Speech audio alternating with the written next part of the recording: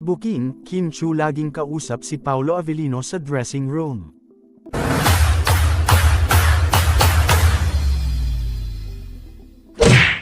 Nagiging usap-usapan sa mga nakaraang araw ang mga kaganapan sa Marisol Academy na may kinalaman kina Kim Chiu at Paolo Avellino, mga kilalang bituin ng Kapamilya Network. Ang mga balitang ito ay hindi lamang limitado kay Sir OG Alcacid kundi pati na rin sa lahat ng mga host ng Showtime na kasalukuyang updated sa buhay at mga pangyayari ni Kim Chiu. Sa sikat na segment ng It's Showtime, kung saan kilala ang mga paaring at biro. Laging may basehan ang mga pag-aasar kay Kim Chiu.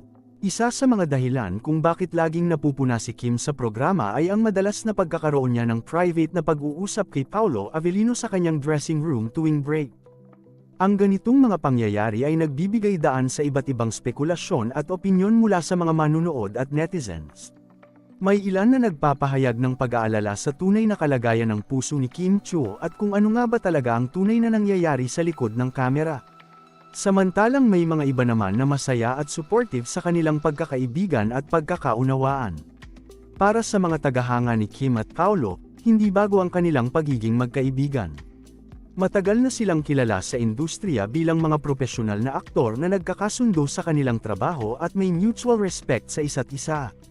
Gayunpaman, ang ganitong mga pag-uusap at pagtitipon sa dressing room ay nagbibigay ng pagkakataon sa kanilang dalawa na magkaroon ng mas malalim na pagkakaibigan at pagkakaunawaan.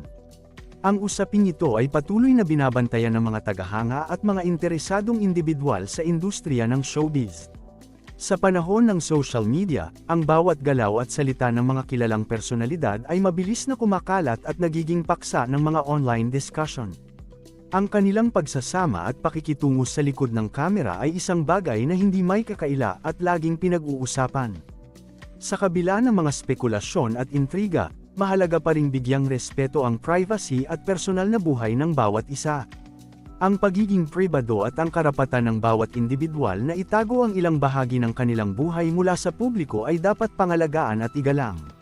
Sa kabilang banda, ang mga pampublikong personalidad ay hindi maiiwasan ang pagiging sentro ng pansin at interes ng madla, kaya't bahagi na ito ng kanilang propesyon at responsibilidad bilang mga kilalang personalidad. Sa mga susunod na araw, maaaring magpatuloy pa ang pag-uusap at pagbabalita tungkol sa mga pangyayaring ito. Ang mga tagahanga at sumusuporta ni Kim Chiu at Paolo Avellino ay patuloy na makikibahagi sa kanilang mga pag-uusap at maghihintay ng mga susunod na kaganapan. Samantala, ang mga direktor, produksyon, at iba pang mga personalidad sa likod ng kamera ay patuloy na magtatrabaho para sa pagbuo ng mahusay at kapana-panabik na mga palabas para sa mga manunood. Sa kabuuan, ang mga pangyayari sa Marisol Academy at ang pag-uusap tungkol kina Kim Chiu at Paolo Avellino ay patunay lamang na ang buhay sa likod ng mga proyekto at entablado ay puno ng mga kakaibang kaganapan at relasyon.